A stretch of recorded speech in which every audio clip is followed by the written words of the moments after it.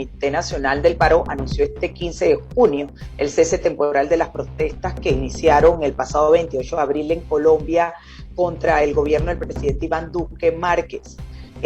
Tus impresiones con relación a esta decisión, Sergio, Bueno, que entiendo es provisional. es apenas entendible que los del Comité del Paro se levantaran y más cuando ya nadie les estaba poniendo atención. Entendamos lo siguiente. Desde días atrás, desde incluso cuando se pone la mesa de negociación entre el gobierno nacional y el autodenominado Comité del Paro, porque nadie los escoge, nadie los pone ahí, nadie dice que sean sus representantes, sino que llegan la clase política de la corriente contraria a la del gobierno nacional y dicen que ellos son el Comité del Paro y se apropian de esto y comienzan a negociar, se supone que en nombre de los colombianos. Pero entonces yo primero quisiera contarle quiénes son el Comité del Paro, porque de verdad es inentendible, porque se supone que hay tanta gente, pero hay unas cabezas visibles. Entonces lo primero es entender que están los sindicatos de las centrales obreras de Colombia, pero los sindicatos en Colombia son más bien conocidos no por buenas cosas, no por velar por los derechos de los trabajadores, sino velar por sus derechos propios y llegar a que las empresas quiebren y dejando en el desempleo a muchos ciudadanos. Por el otro lado está un ex candidato a la presidencia de la República que se llama Sergio Fajardo, y Sergio Fajardo está siendo investigado por la Fiscalía, por la Contraloría, por la Procuraduría, por absolutamente todo el mundo, por muchos escándalos de corrupción cuando él fue gobernador de Antioquia.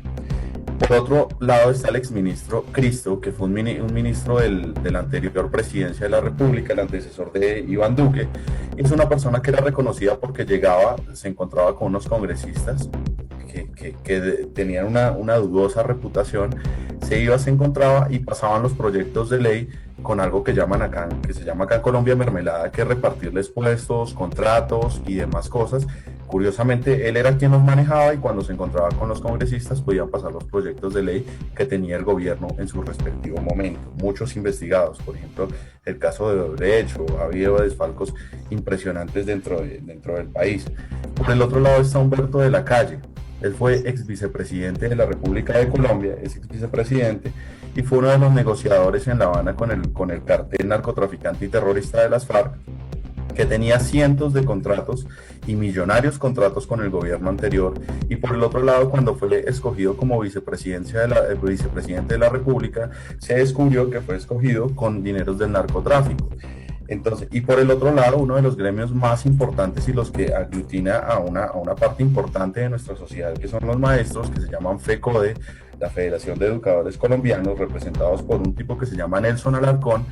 Imagínense que lo descubrieron otra vez él es funcionario público. Acá los funcionarios públicos tienen prohibido hacer política en Colombia, sí, porque están manejando recursos públicos. No sé si sea igual en Panamá, sé que hay países que es igual. Acá es igual. Exacto.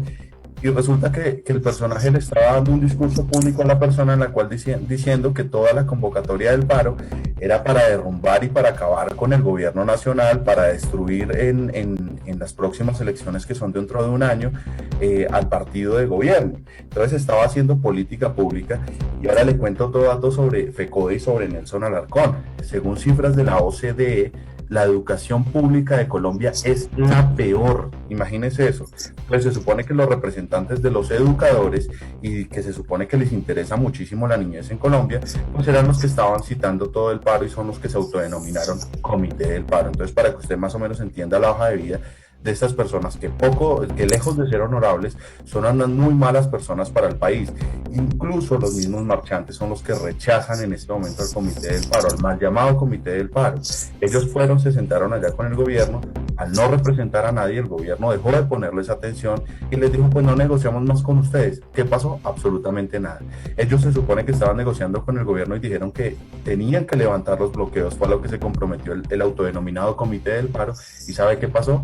Los bloqueos continuaron. Efectivamente ellos no representaban absolutamente a nadie. Que se levanten es apenas entendible, ya nadie les está poniendo atención y todo lo que estaban haciendo lo estaban haciendo con fines electorales. Si usted va y mira en este momento, el Comité del Paro son los candidatos del otro año a Senado, a Presidencia, a algún ministerio. Entonces ellos son los que estaban diciendo que eran el Comité del Paro, unos politiqueros más, unos políticos corruptos, unos políticos que han desangrado realmente al pueblo colombiano, unos políticos que tienen conexión con mafia, con narcotráfico, con guerrillas. Entonces realmente no estaban representando los intereses de ningún colombiano.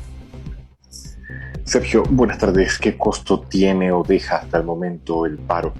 Cuando hablamos de referencia, ya el Ministerio de Hacienda de Colombia habla de unos 3.000 millones de dólares, pero ¿es una cifra cercana a lo que realmente se está viviendo? Vea, John, es una muy buena pregunta y acá le tengo las cifras exactas. Cuando empieza todo esto se supone que es por una reforma tributaria que antes de que iniciara el paro se tumbó, que se fue el ministro de Hacienda que la propuso.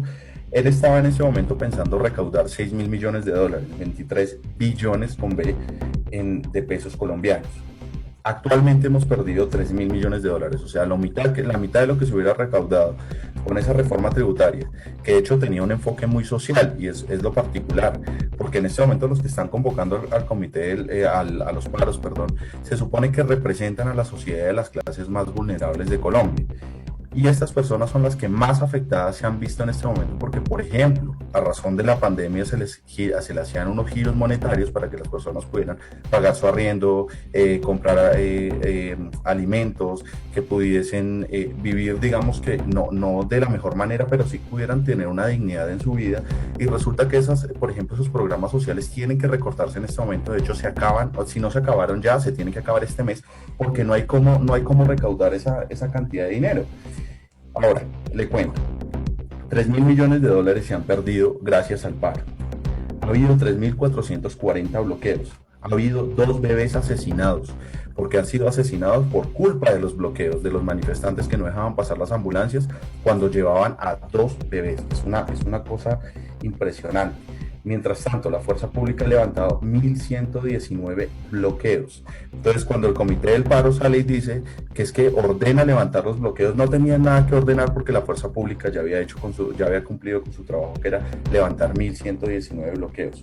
8 policías de nuestra fuerza pública fueron secuestrados, 3 por tentativa de homicidio, 22 personas asesinadas. Y les cuento un episodio que sucedió en Cali muy lamentable, que un funcionario del CTI, para que ustedes nos entiendan, el CTI es el cuerpo que se encarga de las investigaciones judiciales en Colombia, que otorga la fiscalía. Es como un grupo policial alterno, pero que no tiene funciones en la calle, ni mucho menos si no son investigadores, o muchas veces detienen a los criminales.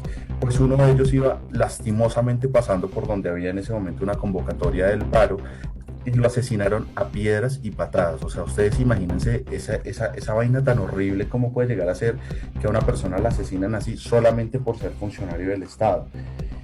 1.364 policías han sido lesionados. 2 policías fueron asesinados. Una patrullera de la policía fue abusada sexualmente. Y ojo a estas cifras que les quiero contar y que son alarmantes. Se supone que es un paro pacífico, se supone que es un paro que está velando por los derechos de los colombianos. 55.392 armas incautadas. ¿Qué hacen unos pacíficos y unos marchantes y unos que protegen los derechos humanos con 55.000 armas? Las armas son para hacer daño, no son para más, no son para manifestarse. 8.082 personas detenidas por venta y consumo de sustancias prohibidas dentro de Colombia. Les estoy hablando de drogas. 890 armas de fuego incautadas y 256 explosivos, para que ustedes me entiendan. Otra de las cifras alarmantes que nos deja el paro: 5.000 muertes por COVID, porque las personas acá no están respetando ni medida de seguridad, ni están respetando aglomerarse, ni mucho de esto, sino que son propagadores en este momento del COVID. 5.000 muertes nos han dejado el dichoso paro. Por el otro lado, 90,4% de las empresas colombianas, 90% de las empresas colombianas están afectadas en este momento, de las cuales el 22% están cerradas completamente. Eso es una cantidad de empleos que se han perdido impresionantes. Por el otro lado, el 53% de las empresas están trabajando máximo al 50%. Eso quiere decir que la mitad de las personas que trabajaban en las empresas en Colombia en este momento no tienen nada que hacer. Y se supone que este paro era para reivindicar los derechos de la ciudadanía, los derechos de los trabajadores, los derechos de los estudiantes, pero lejos de eso, los han afectado más que cualquier política pública. Y les cuento otro dato que me parece importante que ustedes lo sepan. La CIDH estuvo verificando acá en Colombia si realmente hubo abusos por parte de la policía, ¿sí? Y por primera vez en la historia, no terminaron escuchando únicamente a las supuestas víctimas que habían sido por los que habían llegado acá a Colombia, sino que terminaron, escuchando fue a la fuerza pública y los relatos de lo que estaba pasando. Yo en el programa anterior que los acompañó a ustedes les contaba, en un ICAI, que es un centro policial donde está, digamos que puesto en ciertas zonas, trataron de incendiar a los policías vivos dentro de una estación, los encerraron y los trataron de quemar con gasolina. Imagínense lo que es eso. Viene la CIDH y comienza a enterarse de todo eso y comienzas a entrevistar a las personas, a la fuerza pública, y son asombrados de lo que está sucediendo acá, que lejos de ser un paro ciudadano, que lejos de ser que la gente está indignada con un gobierno nacional, es que una izquierda radical, grupos terroristas y demás están aliados para gobernar desde el caos. Entonces, mientras hacían las audiencias de la CIDH en uno de los hoteles emblemáticos de Bogotá, que se llama el Hotel Tequendama, pues resulta que se supone que estaban escuchando a las víctimas. ¿Y saben qué pasó? Trataron de tomarse el Hotel Tequendama los manifestantes. Gracias a Dios estaba la policía en ese momento. Gracias a Dios la policía pudo contener esta turba. Sí, Sergio, quiero preguntarte rápidamente sobre la situación epidemiológica que vive el país frente a estas protestas que no han cesado y los excesos que tú nos comentas se han cometido. Y por otro lado, la postura de la Comisión Interamericana de Derechos Humanos, ¿qué evaluación ha hecho al momento con relación a estas protestas? Mire. Brevemente, Sergio, por favor. Acá también les contaba la vez pasada que ha sido muy difícil para los empresarios y para la gente en general sobrevivir, porque las medidas que ha habido acá son muy restrictivas. Como les contaba, la cuarentena más larga de todos los países ha sido en Colombia y especialmente en Bogotá. Fue donde más longeva fue. Las cifras estaban medianamente controladas. Y cuando convocan las protestas, nosotros estábamos en una ocupación del entre 92 y 94% de las UCIs. En este momento las ciudades más grandes reportan que tienen un 100% de la ocupación UCI.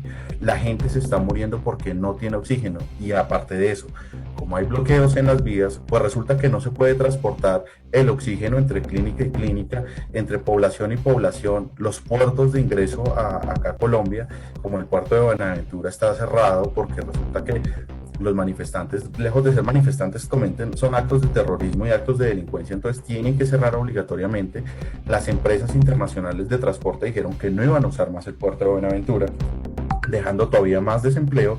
Pues resulta que no tenemos herramientas en este momento para combatir el COVID, y pese a que el gobierno nacional ha hecho un muy buen trabajo y hay que reconocérselo porque ellos tienen muchos errores, pero en el tema de materia de vacunación han sido muy eficientes con el ministro Ruiz. Pues es imposible que mientras haya aglomeraciones, mientras están exponiendo a la ciudadanía a todo esto, que no se elevaran los casos. Y le estoy diciendo, son 5.000 muertes, estamos viendo más de 530 muertes por día desde que empezó todo este tema de las manifestaciones. Estamos en este momento recogiendo los muertos que nos están dejando los manifestantes, de los que se supone que están luchando por todos los ciudadanos. Pues entonces en este momento lo estamos recogiendo. Y les cuento, el día que más salieron personas a manifestarse fue un día que salieron 171.000 ciudadanos. Esos 171.000 no representan ni siquiera el 0.5% de la ciudadanía de Colombia. Entonces, ¿cómo me van a decir que ellos son los representantes realmente de los intereses de los colombianos? No son los que los están matando. Ya sabemos que tienen financiación de carteles del narcotráfico, del FARC, del ELN. En Cali, la policía, la fuerza pública y el ejército, que han sido muy eficientes en todo este tema de combatir el crimen que se ha dado dentro de las manifestaciones, fueron y recaudaron unas caletas con dinero en efectivo de grupos al margen de la ley. ¿Y sabe qué pasó? Se minimizaron de inmediato las protestas, porque ya lo sabemos que ellos reciben dinero de organizaciones ilegales. Y por el lado de la pregunta sobre la CIDH, era lo que le contaba.